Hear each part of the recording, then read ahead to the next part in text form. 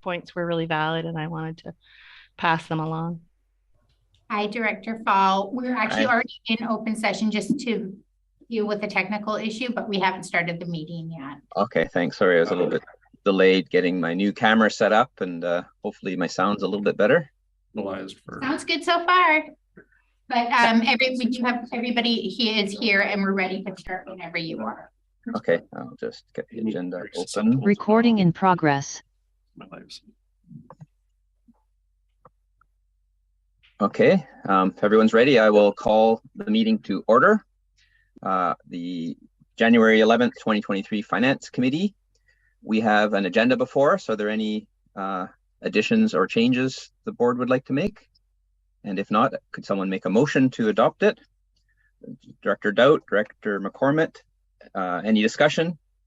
Calling the question, all those in favor? Opposed? None? Carried. Okay, minutes. We have minutes from the December 27th, 2022 Finance Committee meeting. Are there any changes or that anyone would like to make to it? If not, would someone like to make a motion to adopt the minutes? Director Gisborne, Director McCormick, any discussion on that? Seeing none, I'll call the question. All those in favor of adopting the minutes? Opposed? None? Carried. Okay, no delegations and inquiries, no unfinished business. We have one item of correspondence with no action item. Would anyone like to pull that aside for any discussion or any other items on it? No? So we received that from Union of BC Municipality regarding our Community Works Fund payment, which is that. Okay, on to reports. Item 8.1, Security Issuing Bylaw, City of Powell River. There's a motion for us. What's the will of Director Daudt? Yeah, I just want to talk about this a little bit. This is another portion of the borrowing for the city's wastewater treatment plant and the associated piping and collection system for that. The total borrowing that's been authorized by the city is $30 million. This is another $5 million as previously approved funding that I believe will bring the total borrowed so far up to $25 million, and there will be probably some more borrowing coming after the end of the project, which is coming up soon. And we need this approval to go to the Municipal Finance Authority to go through that process. Okay, thank you, Director Daudt. Would someone like to make the motion then? Or are you making the motion? I'm making the motion. Okay, seconded by Director McCormick, and I'll just comment on it before I open it up. That the idea here is that the MFA will provide $5 million to the QRD to finance the capital, the approved capital requirements to the city, as Director Daudt described. This is a standard procedure, as municipalities cannot borrow directly from the Municipal Finance Authority. The QRD as a whole takes on the risk on behalf of the municipality. However, through agreement, payments are made by the city to the RD, and there are controls in place by the province to avoid any municipalities taking on too much of a heavy debt burden. So that has been assessed. It's time sensitive since the application must be received to the MFA by February 16th. Are there any director like to have any comments or discussion on this item? Director Gisborne? Thank you, Chair. I am the representative on the liquid waste management. There's an acronym for it. And that committee is looking into and keeping an eye on the project and the costs.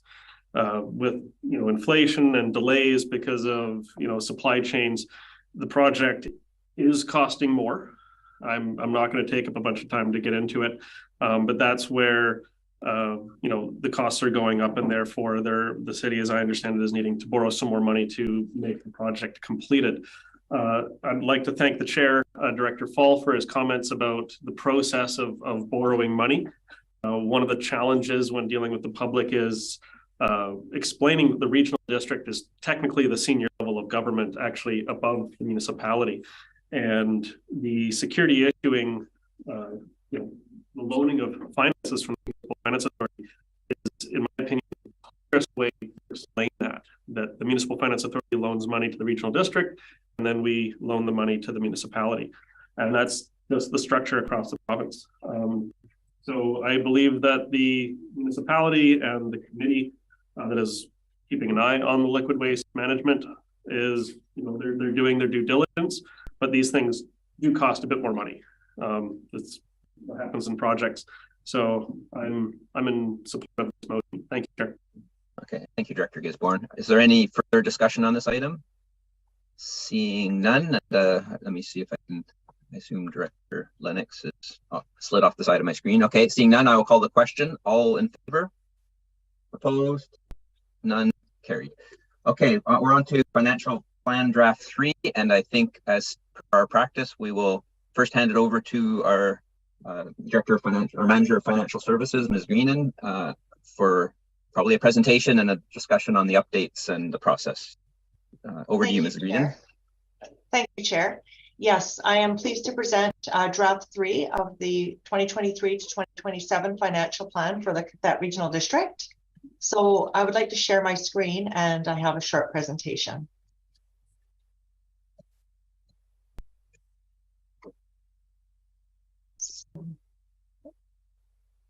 So hope everyone can see my screen.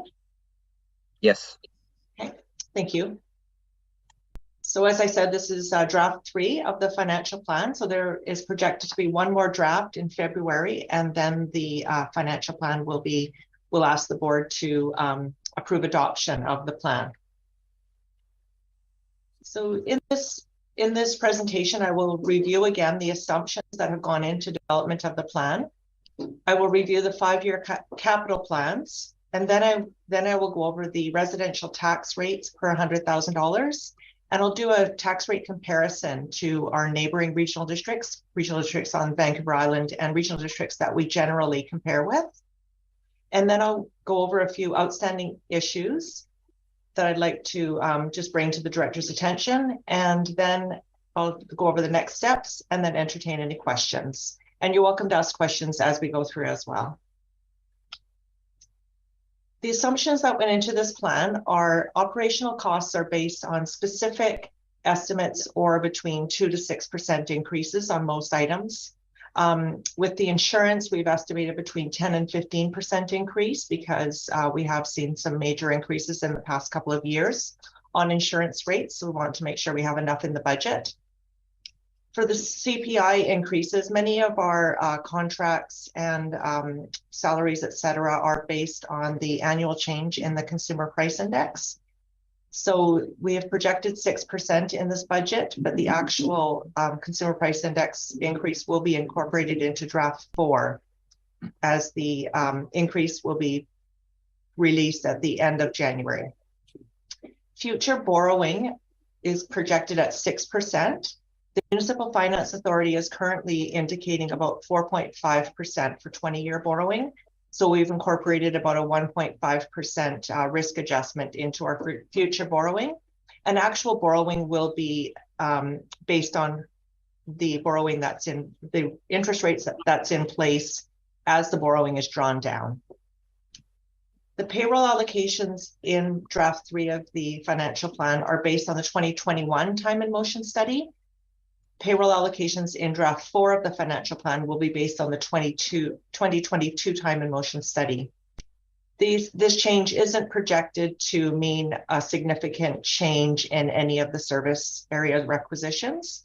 And if there is a significant change, we'll bring that to your attention during draft 4.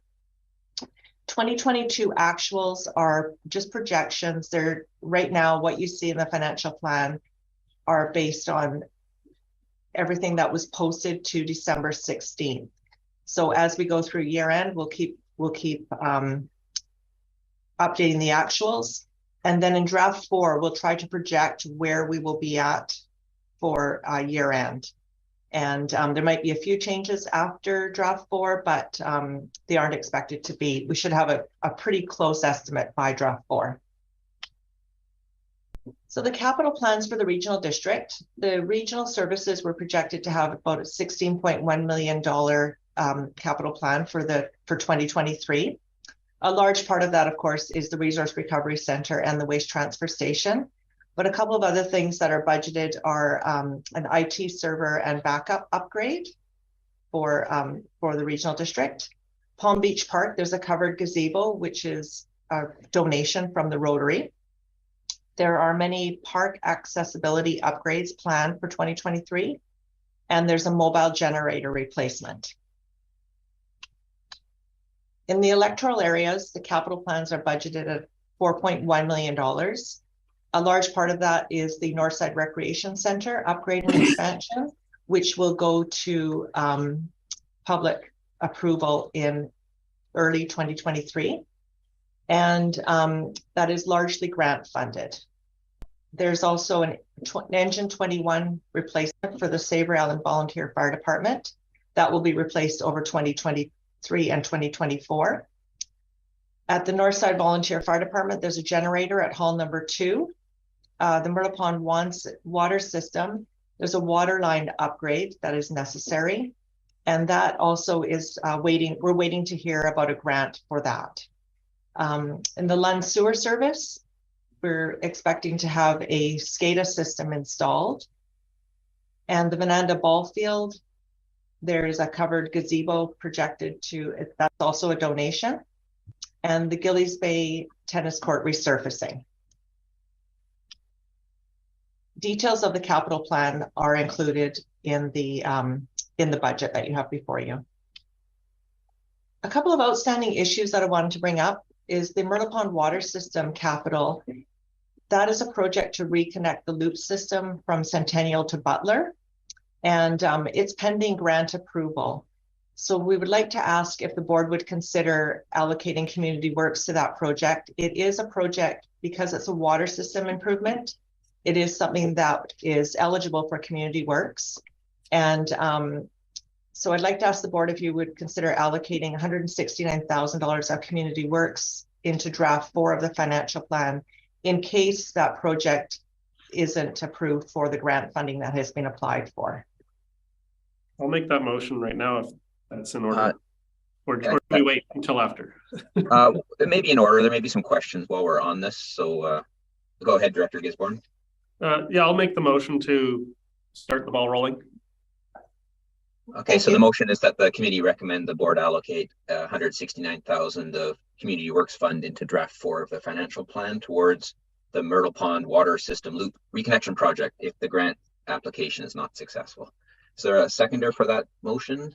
I can't see people, so you might have to speak up. Second. Okay, thank you, Director Elliott. Okay, is there a discussion? And again, speak up because the screen's being shared. So Director Dowd has his hand up. Okay, Director Dowd. Yeah, it's an interesting motion. When will we know if the grant is approved or not? Because we will be issuing a requisition for taxes to collect the money from the various taxpayers.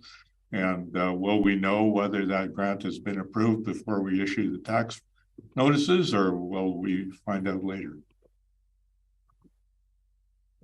Sorry, Ms. Greenan, do you have an answer for that? Yes, thank you, Chair. Yes, so in draft 3 of the financial plan, we have $169,000 that are planned to come from the grant. So there is no tax being collected for that project. And so if we allocate $169,000 of community works, again, there won't be tax collected for that. It would just be from the pool of community works funds that's already been allocated to the regional district. So either way, there won't be an impact. The only thing that would, having the community works funds incorporated into draft 4 would allow the project to proceed if the grant is not successful. And this project time is of the essence. It does need to get completed. So we just wanted to have something in there that it could proceed early in 2023 if we find out ultimately that the grant is not successful. We're hoping that we would find out about these grants in January sometime. So maybe we'll know before draft 4 is published. Okay, is there any, so I see Director Gisborne and then Director McCormick. Thank you, Chair. Well, it is a big chunk of community works funds. Hearing from our manager of financial services that there is a possible grant coming through, hopefully we get the full amount. One of the reasons why I support this recommendation is that if we get the grant and we tax the residents, the 169,000, that way the project can move forward, because we're not sure if we get the grant or not. So we move forward with, okay, let's tax 169,000, and then we get the grant. Well, now we've taxed the residents and we're sitting on $169,000 in that service that we can't move and shuffle around. By instead using Community Works funds, if we are successful with the grant, then that Community Works funds, as I understand it, can then move back into the larger pot of Community Works funds. And Community Works funds are, as I understand it, allocated to regional districts for the electoral area population. And water lines and water systems are, as I understand it, one of those high priority things on our strategic plan. And that's why my understanding of what I'm hearing is I'm totally in support of it. Not just because I'm the director of Area B and Myrtle Pond Water System is in my area, but it also makes sense. And hopefully the grant is successful. But my understanding is, hope for the best, plan for the worst. And this way, we won't end up in a situation where we tax the residents and then we don't need that tax money, because hopefully the grant's successful. And I see the CAO has his hand up, and I would like to hear what he has to say. Okay, CIO, you had a comment to add there? Yeah, thank you, through the chair. Just for clarification, and Linda Greening can correct me if I'm wrong, but there is no tax implication with this. The placeholder is with the grant, and Community Works funding is going to be a parachute if the grant isn't successful. So no matter what, there is no tax implication. And I just thought I'd heard that there was something that was going to be taxed, and this 169,000, no matter what, is not going to be taxed. So there's nothing being carried forward to the residents or the property owners. That's correct. Okay. And that's my understanding, because the upgrade needs to happen. And what I was just saying is more of, if we don't put the Community Works funds forward, as in if this motion doesn't pass and we're unsuccessful with the grant, then we don't have money to put in the water system without having to go and do taxation of the residents. And that's kind of my point, is the water line upgrade needs to happen. So if this motion doesn't pass, then I guess the only other alternative is to either hope for the grant or to do a big tax on the Myrtle Pond water system users, which may not even be necessary, because hopefully that grant is successful. So I'm totally in support of this motion, and it shouldn't have a taxing implication for the Myrtle Pond water system users. And fingers crossed for the grant. Thank you. And I think Director McCormick had her hand up. Yes, Director McCormick, you're next. Yeah, thank you, Chair. The project is worthy. I'm not saying that it isn't, but I do have a cautionary comment regarding the use of Community Works funds. Community Works was up for discussion considerably last year, and the consensus of the board was to forward that to strategic planning for discussion. And so it would be my personal preference to hold off on any expenditure of Community Works Fund until that discussion and direction stemming from that discussion has occurred. The other thing that I want to say is that I don't mind if we postpone it either, because if we're likely to hear the results of the grant application by the next draft of the budget, which, if indications are that we will, then that can be dealt with in the fourth round rather than in this round. So I'd be interested if anyone else is interested in postponing it, because I think it would be a wise one to hold on to and keep in the decision-making loop, but not make a decision today. Okay, is there any further discussion on this? I can't see Director Lennox for the moment. Let me lift him here. Okay, just to make sure you don't have your hand up. Is there any other hands up in the room? Everyone's small because of the okay, seeing none. Director, my hand first. Oh, sorry. I can only see either you or Director Lennox. Okay, Director Elliott, floor is yours. Thank you. I just wanted to comment to the question that Director McCormick had, and I think moving forward right away is a good idea. If the grant comes through, it'll fall off the table by the fourth round and no longer be an issue. If the grant doesn't come through, I think this is a very good use for the Community Works Fund, and it will still make up a conversation at strategic planning, but should not hold up this high strategic priority that we already have. So I would be in favor of just moving forward now and not delaying. Thanks. Okay, thank you, Director Elliott. I'll comment and then pass it to Director Gisborne for a second round. So just a couple of things. One is, as I understand this is more about certainty, because we can always allocate projects to Community Works Fund, if I understand, later in the year, but this would give certainty to staff to move forward, that the board is committing to move forward with this project. It would also give certainty to the public that we're wanting to take action on this and move this forward. So it would give certainty that this would happen and staff can start planning appropriately. The second item is that comment is that the Community Works Fund currently, under our current projected budget items for 2023, would leave $1.5 million in the pot. So there is sufficient funds for this. And the third comment and last comment is that if we went forward with this today, if it passed, it would be on the board agenda.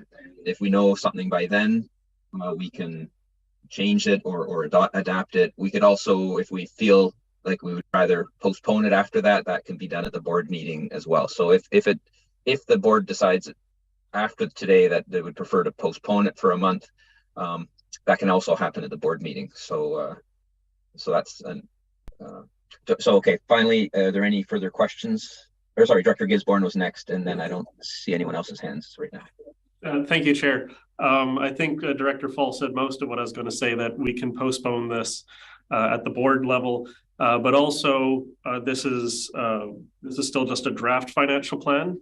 This motion can give some certainty to our staff to, as you said, move forward, that we're committed. And when we get the next draft financial plan, we might find out the status of the grant, and then we could even potentially remove this item from Community Works Fund when we get the next draft financial plan. And I see this as, if we pass this motion, it shows that we're committed, and it also indicates that lets our staff know that, hey, you don't need to try and find a way to get the extra $169,000 potentially from taxation, which then can very quickly spiral, which then turns out we might not need. So even if we pass this motion and then we pass it at the board, we can still potentially change it when we get the next draft of the financial plan, because this is a multi-month process, and thankfully we still got a couple more months. So yeah, we can revisit it again at the next finance committee. That's the word. Sorry. That's it. Thank you. That from me. Thank you. Okay. Is there any further question or debate on this item? Unless I'm missing anyone, I see none, so I will call the question. All those in favor of this recommendation? Aye. Opposed? Wasn't one person opposed? No.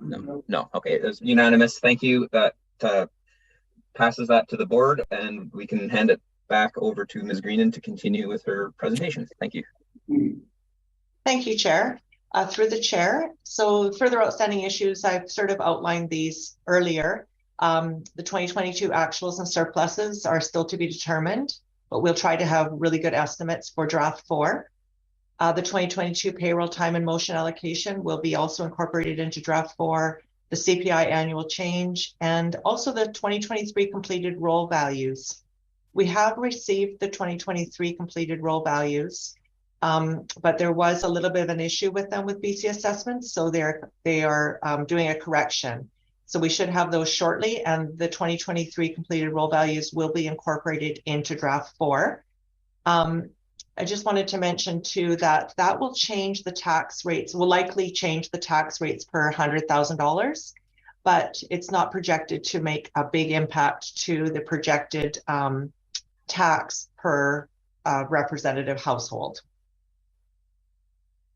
And the grants pending, as I mentioned earlier, we're waiting to find out if we were successful with the Waste Transfer Station grant and the Myrtle Pond Water System grant. So the residential tax rates per 100,000 are projected as shown on this slide. Like for the city of Paul River, it's projected at about $70 per 100,000. And then the rates vary throughout the electoral areas. And the highest one is electoral area A at $296 per 100,000. And that's approximately an 8.62% change in the requisition. The residential tax rates per $100,000 on an average home. The average home price is still based on the 2022 revised roll values. And as I said, the actual tax rates will be based on the 2023 revised roll values. So the average tax per representative home is about $363 within the city of Paul River boundaries, and up to $1,531 in electoral area A. And then this next slide shows the changes from draft 3 to draft 2. So changes between draft 3 and draft 2 are pretty minor. There was a bit of a change in electoral area A due to some changes in the Northside Northside Volunteer Fire Department. And then another bigger change is about what is that? About $6, just over $5 in electoral area E for some changes that were also made in the Lesquity Volunteer Fire Department. So the cost per average home ranges from $363 in the city to $1,531 in electoral area A. And we did a comparison with neighboring municipalities. This compares what the neighboring municipalities what the neighboring regional districts charge for the municipal services. So for example, for our regional services, we're in 2022, we charged $62.70 for the regional services to the residents within the municipal boundaries. And I just wanted to give you a comparison. So the average charge to the municipalities by our neighboring regional districts was $86.30, and the median was $71.80. So we're just below the, we're below the average, or about 73% of the average rate that is charged. And the high rate is $319.20 per 100,000. And then the lower rate is in Whistler, which was $5 per 100,000. So we rank about 26 out of 45. So with 45 being the low rate, which is Whistler, we're at about 26. So you can see on the graph here that we're in the lower range of charges to the municipality. We didn't do a comparison between all of the regional district services because the services vary so significantly. For example, a service in a regional district might include a major water service, or it might include a regional district that is in charge of the recreation service. And the other thing that happens is all regional districts tax differently. So when we tried to do the comparison, some regional districts have a tax for improvements and land, and then they'll also have a separate tax for that is just on improvements. So it's quite difficult to try to compare our rates to the neighboring regional districts. And so I thought this rate was the one that we could more easily compare. So if you're looking at the rate per average home, per representative home, the average is about $322.26 per average home. And that's based on like different averages, different home values in different areas. And that regional district is at $322.50. So that's right in the average range. And out of a low 45, we're at about 17 in the ranking. I also did a comparison of the BC Rural Fire Services tax rates per $1,000. And you'll see on here that a low rate is both of the low and the high rates are within the Squamish Lillooet Regional District. Wedgwood Estates is the lowest rate at 18 cents per $1,000. And Lillooet Fire is at the higher rate at $29.30. So our services, our Northside Fire is one of the higher ones at 15 cents per, $1.53 per $1,000. And then it goes to Savory Island Fire, which is at the lower end of the rates at 5.6 cents per $1,000. So it kind of gives you and if you look at the graph, you can kind of see where we land for our fire services. Savory Island Fire is on the lower end. The Skeety Island Fire is up at the higher end, and Malaspina Fire is about 3/4 of the way between what other regional districts charge and what we're charging.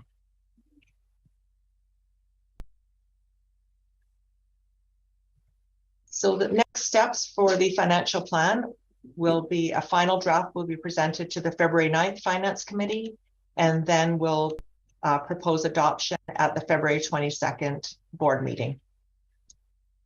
So if anyone has any questions, I'm available for questions. And I'll stop sharing the screen now. Okay, thank you, Ms. Green. And that was excellent as usual. And I will open up the floor to questions. I'll try comments, Director Daudt. Yeah. Okay, thank you. Well, thanks for all that. It's all good stuff. The comparisons are interesting, but I think there's the vast differences in the services that all the different regional districts provide is something you really have to look at when you're trying to compare one with another. But I noticed that when I'm looking at the annual requisition comparison, particularly for the city of Powell River, but I think those shared services apply to just about everybody. I see that the city's expected rate for 2023 has gone down from $70.47 to $70.33, which everybody will be happy with. It looks to me like the reductions have come there, and there's a number of reductions that are more than that reduction. It seemed to all come from putting less money into reserves in different services. But there is one increase in the general administration, which is going up by $10,000. And I wonder if you could clarify for me what that general administration increase is about. And am I correct that the other reductions there seem to be largely coming from not putting money into reserves? Ms. Greenan, can you help? Thank you, Chair. Yes, there were a number of changes that we made to the general administration service. One of them was that we added a,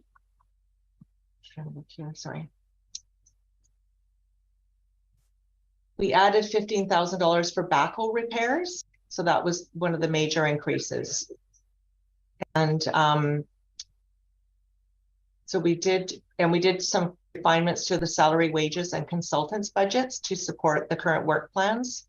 So all of these changes, we also, we funded a bit, we took a bit more from the prior year surplus to try to mitigate that increase in 2023. The $10,000 is a culmination of those changes. Thank you. Does that answer your question, Director Daudt? Yeah, I think it does, yeah. Okay, is you finished? Then Director McCormick's next. Thank you, Chair. I have a couple of specific questions, Ms. Green. First, I'm referring to page 9 in our report here, and pertains to Texada Rescue. It says $15,000 for this year, as it said for last year, but we all know that that didn't happen last year. So is it for sure that they're going to get $15,000 this year? Ms. Greenan? Thank you, Chair, through the chair. Yes, that is what is projected for 2023. Okay, thank you. Thank you. Dr. McCormick, did you have further questions, I believe? Yes, I actually have 2 more questions, and I don't mind waiting to ask them, but my second question pertains to page 65 of the report, and this is waste management, and I'm looking specifically under expenses of waste disposal, and I see that's going up from an actual this year, 432,000, up to a budget of 750,000. And I'm just wondering, why is that, why is there such an increase in waste disposal? Should we not be looking to have zero waste, and shouldn't this number come down?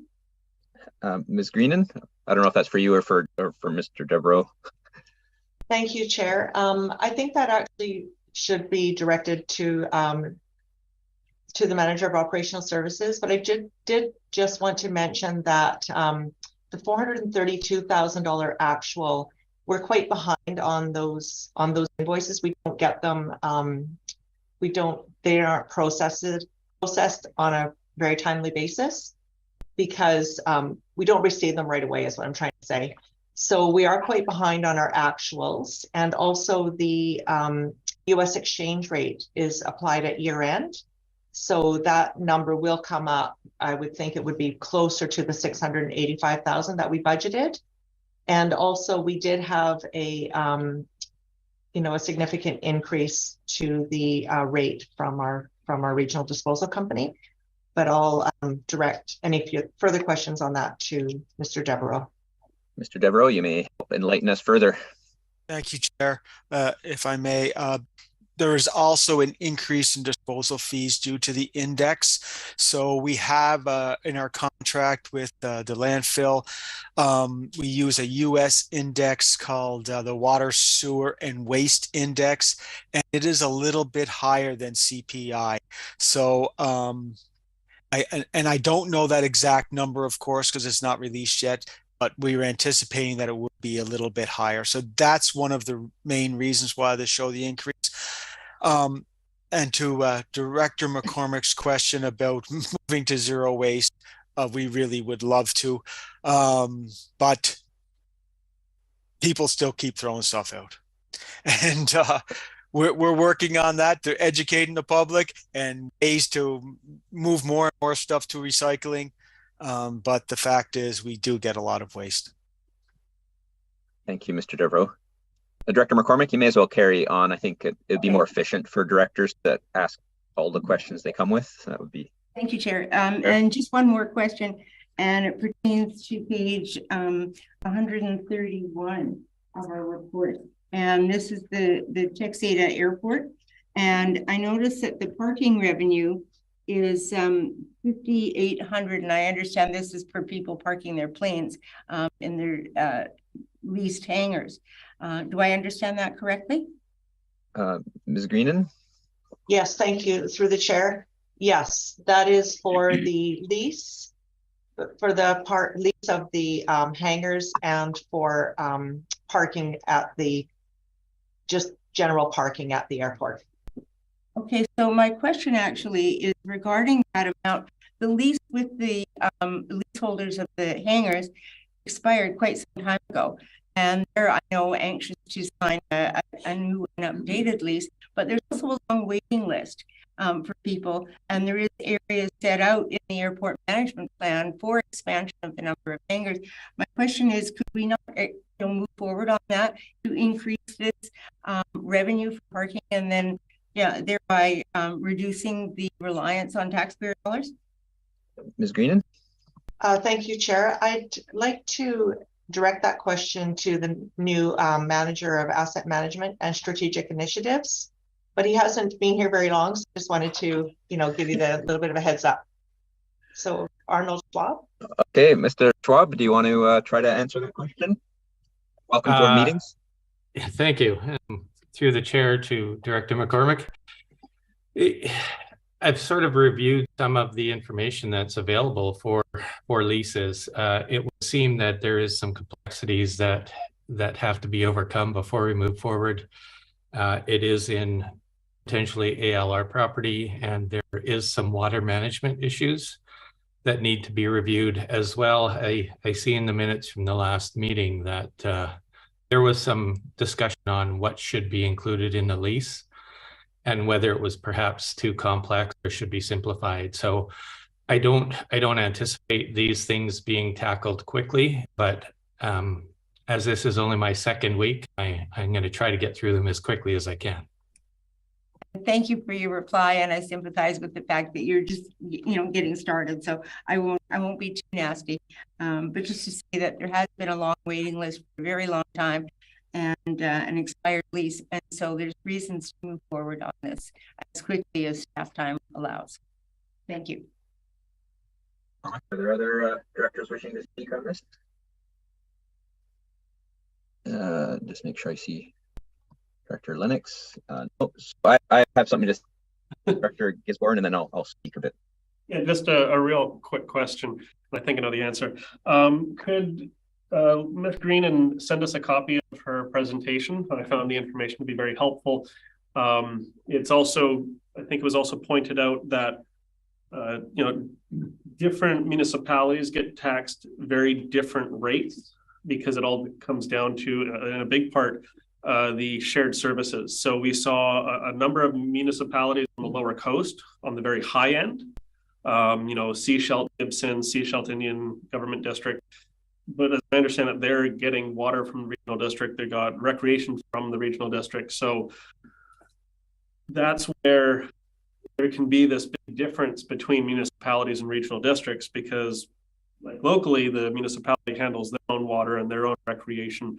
And meanwhile, on the lower coast, it's the inverse. So that graph I found to be very helpful and informative. So I'd love to get a copy of it. And thank you. Okay, thanks, Director Gisborne. Ms. Greenan, will this be made available to us? Thank you, Chair. Through the chair, yes. Excellent. Okay, thank you. So I have a couple of questions myself. And first, a comment. One is the overall taxation increase is about the overall budget increase is about 8.3%. But I just want to make sure it's clear, about 6% of that more or less is inflation. Not everything has the same numbers. So our actual, in equal dollars to last year is much less, closer to 2.3%. So I have two questions that may be best answered by Mr. Toms, our Manager of Emergency Services, and one for Mr. Devereaux. So I'll start with the ones for Mr. Toms. So there's been some questions or requests. There was a request that came forward from Pete's Lake Water User Society to partner with the regional district to cost share on water tanks for, I think, 10,000 gallons that would be proposed to be placed behind the fire hall, and another 5,000 elsewhere close to downtown. So it seems like a mutually beneficial arrangement. And I've been working through this with them, and they put out a question to their whole society, the board, to ask if the board's on side. So there'd be a resolution coming forward from them. So the question for Mr. Toms, is this something feasible? And if it is, how would it be funded? Would that be proposed through Community Works Fund like was done for Malaspina, or would it be through the LIVFD service or Emergency Preparedness Service? Yeah, through the chair, just to update the committee, I did get contact over the holiday break from Pete's Lake Water, and spoke with a representative of theirs last week. I concur with you, Director Fall, that I think there is some benefit to considering this, and realistically, what Pete's Lake is offering is essentially to go 50-50 on some water storage tanks. We've done this for many years on Savory Island and Northside, and even a project that we're looking at in the Malaspina service area. So it's nothing new to us, although it's nice to see water system wanting to partner. Their plan would be to basically 50-50 on tanks, but ownership would be with the QRD and the fire department. So it's not a bad idea. I had not considered Community Works Funds. I'd really need to discuss this with Manager of Financial Services and just check on the proposal. And we just wanted to make sure that, where we've seen some challenges in the past, mostly in hydrant systems, but I don't think that's going to apply here, given that there's not necessarily a concern around causing boil water advisories or some other conflicts that we've had in small water systems. So the representative from Peace Lake was able to satisfy that with me. So I don't really have any specific concerns. You won't see it in this draft of the financial plan because it was literally just last week that we did speak. But I've proposed that we have that for the final draft for consideration. Okay, thank you, Mr. Thomas. And I appreciate this is a kind of late item in the process. They're working through it, and so I appreciate the efforts it takes on your part. And I guess hopefully there'll be something by next draft. They're actively working on this. I think there will be a resolution forwarded this week on what the society members want. So the second question relates to LIVFD, and which is on page, or is it on page 164 of the agenda of the PDF? I don't know what page in the report. And there is a general question that may be for Ms. Green and or for Mr. Tom. So there looks to be like there could be some significant surplus from the service, and as we've talked about in prior years, and other directors may not be aware, the LIVFD service is uncomfortably close to its requisition limit, which we don't have a lot of room there. But if there's surplus, are there plans for that surplus? Would it be used to, if there's surplus from last year, would it be used to reduce the requisition for this year, or would it be used to be put into reserves and maybe open up possibilities for other expenditures next year or in the future? So maybe Ms. Greenan has an answer for that. Thank you. Thank you, Chair.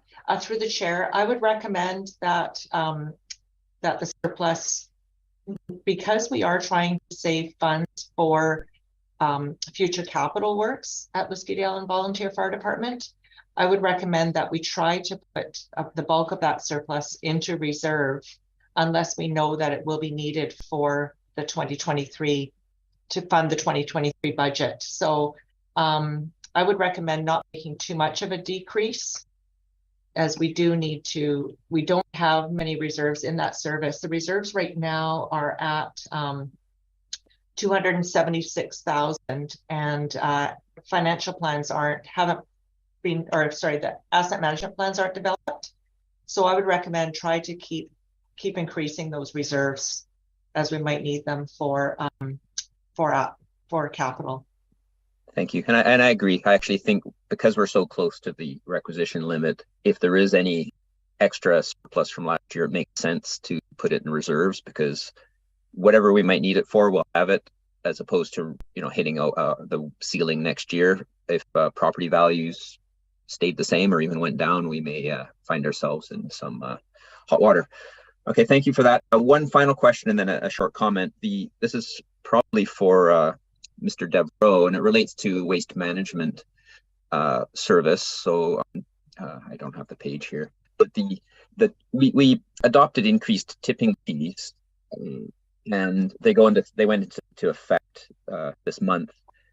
Are those built into the revenue? Because we have, of course, that's a service that has a large increase because of various reasons, and part of the increase in tipping fees was because they weren't covering enough of the costs, as we just talked about. So are those built in? And I see that the Laskeety tipping fees are the same as last year. So I don't know if that's just because Laskeetians aren't even getting to that level already. But maybe you can help me on that question. Yes, Chair. I think that's a better question for Ms. Greenan. Okay, Ms. Green. Thank you, Chair. Yes, the increased tipping fees are incorporated into the tipping fees for the mainland. The ones for Laskeety, there's not as much certainty around the volumes and tipping fees that we'll receive. So there isn't much of an increase from the projected last year's budget, but I do notice now that tipping fees from Laskeety are, I'm just wondering what they're projected. So they're budgeted 5,000, projected 2,381. And we're only at 2,381 year to date. So we don't we didn't increase that projection because, as I say, they're not as certain as the tipping fees that we get from the mainland tipping. Right, it's not too much anyways, but I guess the tipping fees for Lasqueti were 50% for everything. So they presumably would be, you know, maybe closer to 3,000 or 4,000. So it might not still reach 5,000 unless people produce more garbage here or stop carrying it over to French Creek. Okay, and the last comment I have, thank you for that. That answers my question. Is really for the Lasqueti Community Association. I have been in contact with the executive of the LCA, and they're going to be bringing forward their request. So it will be not too far off from what was requested last year, but that's going to be coming. So our next draft will have the proper numbers for the Community Association quest. So hopefully we'll be having that in final in the next few days, and our staff can deal with that. Okay, so that's the end of my comments. Are there any further comments on and questions on the budget? So I see Director Brander and Director McCormick, but Director Brander hasn't spoken yet, so I'll pass it to him. Thanks, Chair. I just got a quick one, and it's probably just to ask for a reminder of what it's all about. But page 93 out of 145, we've got essentially $180,000 of grant funding going into the social planning service. And if you could just remind me what that's all about, because we generally don't have that kind of money there. Okay, Ms. Green. Thank you, Chair. Yes, so in the social planning service, we increased the grants. We were giving grants of $90,000, and we've increased that to $115,000. And then there are a few other things in the that $294,997 that you see. A part of that is, if you look to the top, there's $179,997 of grants coming in, and then they're basically flowing through us. So there's $3,000 for completion of the Plan H grant to the Texada Island Nonprofit Seniors Housing Society. So that's flow through. $76,997 of the 2021 Municipal Regional District Tourism grant funds, and then $100,000 of the 2022 MRDT grant funds that will basically flow through the regional district to us and then out to those organizations. And then in the City of Fall River contribution, there's $50,602. And that is, we're projecting about $29,000 for 25% of the social planner's salary and overhead per our agreement. We don't know where that will be because they have to hire a new social planner, but that's what we budgeted. And then $20,875 is a carry forward from previous years. So you'll see the prior year surplus at $21,000. That's the carry forward for some action on the social planning service. So there's no new tax for that. The new tax is the $13,533, which is basically the additional $25,000 of grants minus the carry forwards. Thank you very much. You've answered my questions. Okay, thank you. And Director McCormick had her hand up. Thank you. And I'll be very quick. Again, I'm on page 131 of the report, the Texada Airport. And there's a few categories where the money was unspent. And this isn't the only service that this has occurred where money was in the budget but not spent. So what happens to that money? Does it get put into reserve, or does it get rolled over for the next tax year? Ms. Greenan? Thank you, Chair.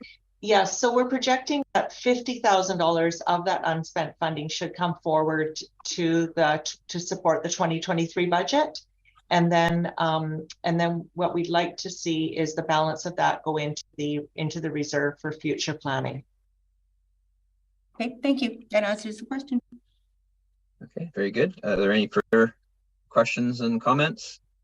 Okay, seeing none, we'll go back onto the agenda, and we have a proposed motion if someone would like to make it, or something alternative to that. Director Brander, does someone want to second that? Director Lennox. Okay, so that's to accept draft 3. is there any discussion on the motion before us? Seeing none, I'll call the question. All those in favor? Opposed? None carried. Okay, moving on. Thank you, Ms. Greenan, and all our staff. That was a very good process for the budget. Alternative 8.3, alternative approval process, borrowing Northside Recreation Center.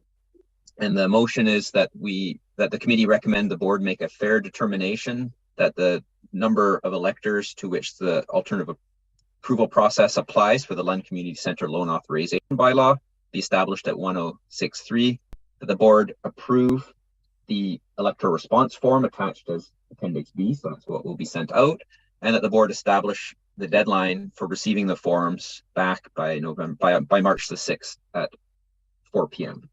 That's the motion that's being recommended. Does a board member want to make, see Director Lennox making the motion. Is there a seconder? Director Brander? Is there discussion on this item? Does I have anything? Let me look at Director Lennox, you get. Yeah, just thanks to staff for the description of how the process works. I think it's something that's not as well known for many citizens as other processes, and it is good to confirm for everyone that the number that is required to defeat the attempt at 106. So it was helpful for me, and I know it'll be helpful for the people that are our electors. Thank you. Great, thank you.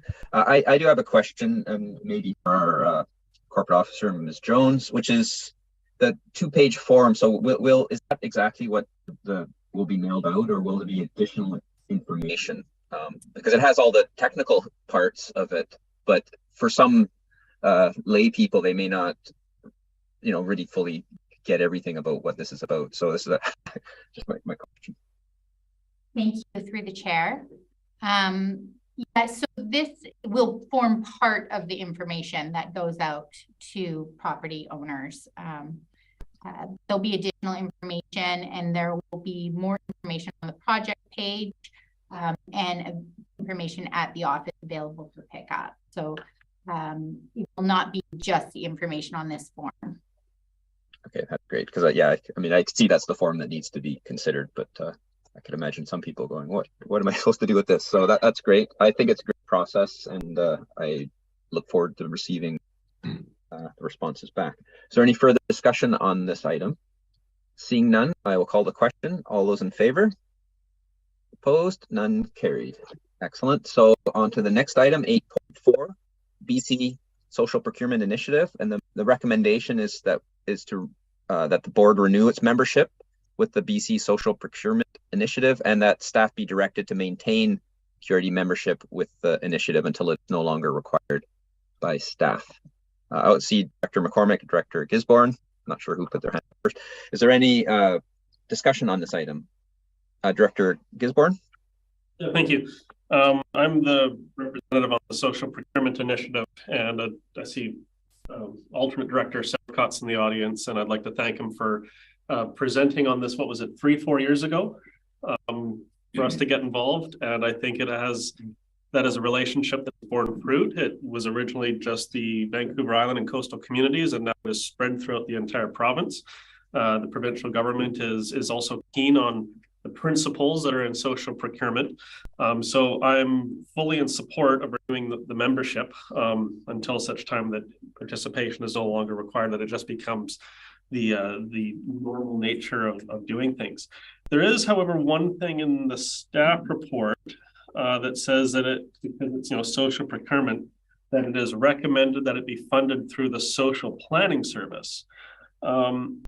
I would like to recommend that it be funded through general administration because social procurement provides a benefit to the entire organization and all of our services, not just the social planning service, not just the electoral areas, but the entire organization. And staff can correct me if I'm wrong. Social procurement impacts, solid waste management and regional parks. When we do RFPs or RFQs or whatever, it does kind of permeate throughout our entire organization. Is that not correct? And that's a question, I guess, for the CAO. Okay, for the CAO or for Ms. Jones, maybe? Through the chair. Yeah, there's some truth to that. I'll remind the whole committee that we are entered into this basically as the RD from that perspective and from a electoral area perspective, i.e. Director Gisborne is the representative. And as you mentioned previously, the city came to us and encouraged us as the RD to join. So I'm sure the city is paying their own dues. So I think in equity and fairness, it would be responsible of us to continue to pay for it out of something that the EAs are contributing to.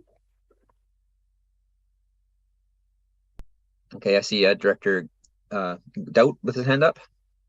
Yeah, and I was going to say pretty much exactly the same thing as the CAO has said. And I remember Councillor Southcott coming to council after being to some seminars and suggesting that the social procurement was something that we needed to work on actively on behalf of the city. And as far as I know, the city is participating in that as an organization itself, and to participate both as a city and as part of the regional district, which we would be doing if we moved it into a different category of financing, doesn't make sense to me. The city is already paying once. I don't see a point in paying a second time, whereas the electoral areas will only pay if this motion passes.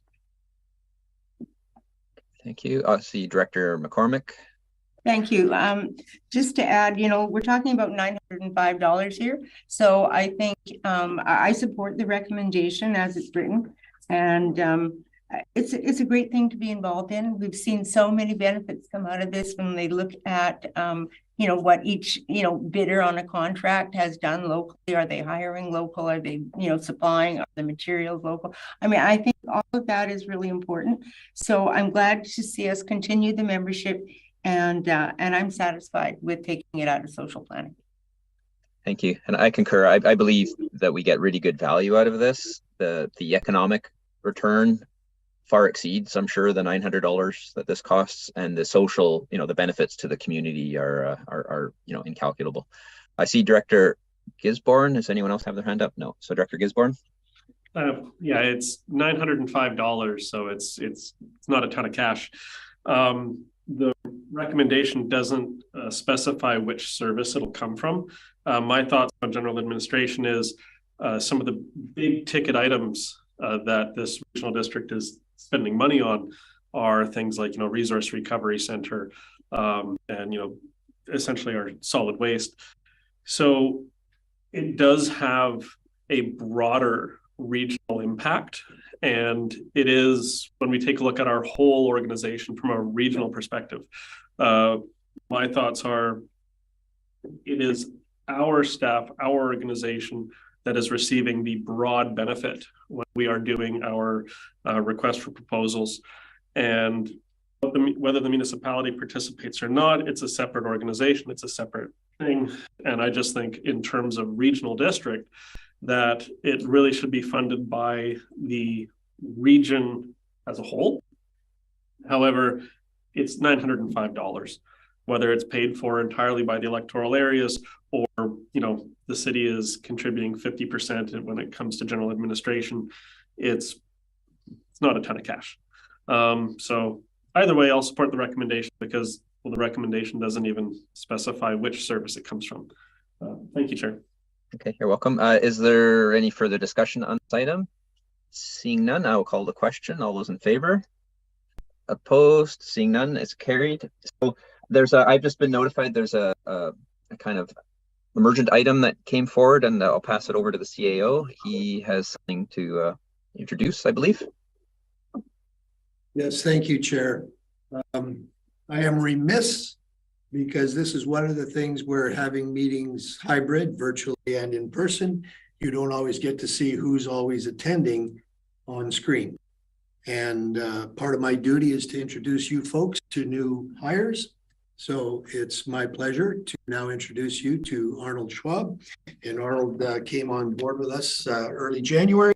As he said, he's been here like 2 weeks now. And he is our new manager of asset management and strategic initiatives.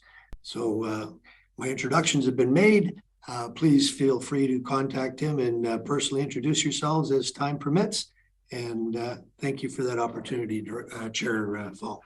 Okay, thank you, Mr. Radke, and welcome, Mr. Schwab. And would you like to say anything to the board as the introductory opportunity? No, I'm happy to be here, and I look forward to getting to meet everybody. Excellent. Well, thanks. We're glad to have you here, and you've already helped us out, and we look forward to more interactions. Okay, thank you, CAO, for that. That leads us to question period. Is there anyone in the audience that would have any questions? No, I don't hear anything. I don't know if the reporter's here. Yes, Chair, I am here. I would like an opportunity to ask some questions, if I may. Oh, yes, absolutely. Thank you, Chair. My first question is with regard to item 8.2, the draft financial plan. And so I have questions with regard to the capital plan, Chair. I am wondering about the money that is being allocated for the Resource Recovery Center. It wasn't in the presentation. I'm sure it's in the budget details, but I'm wondering if the Manager of Financial Services could outline that expenditure for 2023. Okay, thank you. I will pass this over to Ms. Green, and she may have a response for you. Thank you, Chair. Yes, Mr. Galinsky, the budget is in the capital plan, and it's all broken up. You can see there that there's parts from borrowing, parts from grant, etc. Mm-hmm. So all of the borrowing has already been approved. We just need to actually go through the bylaw process and draw down the borrowing as we need it. And as we also said that we are waiting on a grant to find out if we have been approved for the grant for the waste transfer station. So this is all outlined in the capital plan, and we do have a report coming forward that will give a summary of the project to date. And I think that's coming forward to the committee of the whole. If I could ask the CAO. Ms. Jones has her hand up. I'll pass it to her. Thank you. Through the chair, I believe we're going to have a report that was requested coming straight to the board this month, and it will have a breakdown of the financial information as well on it. I thank the Manager of Financial Services for the response. It was very comprehensive. She mentioned during her presentation and during the answer to my question with regard to a grant on the waste transfer station. Do you know when that will be reported on and how much the grant application is for? Ms. Greenan? To the Chair. Yep. Yes. No thank you, Chair. Yes, we are hoping to find out this month. So as soon as we find out, it will be reported at the subsequent meeting. And we've asked for up to $6 million, but that's not a guarantee of how much we'll actually get. That will be dependent on the grant funders. I thank you very much for the response. My second question was with regard to item 8.3, which was the alternative approval process. And I am wondering if that has been undertaken for monetary reasons rather than going through some referendum process. I don't know. Ms. Greenan, is that best for you or for Ms. Jones? Not quite sure. Sorry, I would think that would be a question for Michelle Jones. So I'll pass it over to our corporate officer. Yeah, thank you. The board did consider taking this to referendum, but chose through consultation with the community to go to an alternate approval process in the first quarter of 2023. I thank the corporate officer for that response. Was it mainly budgetary, the reason for going to an alternative approval process? I believe it is usually budgetary. I'll pass it to Ms. Jones, but an alternate approval process costs much less than a referendum, so that is definitely part of the reason. But Ms. Jones may have further details. Yeah, no, I think that was correct, Chair Fall. I thank you very much for that, Chair. It seems to me that grant funding was applied for with regard to the center. I don't have any recollection of whether or not that was received. Perhaps I could get a response to that. A corporate officer has her hand up, and so does Ms. Green. And so, Ms. Jones, maybe. Yes, thank you. A grant has been received. I believe it's up to $4,199,000 for that project. So the alternate approval process would be to cover the costs that aren't eligible, and that's about 26.67% of the project. Excellent. I thank the chair for the opportunity to ask questions. That concludes my inquiry. Okay, thank you, Mr. Galinsky. So seeing nothing further, no other questions, no in-camera session, we are adjourned. Thank you, everyone. Thank you. Thank you. Paul, before you leave the meeting, I'm just sending you a chat. Okay. So this is, I'm using the new camera and the mic, so I don't know if I'm loud or if I maybe speak too loud now.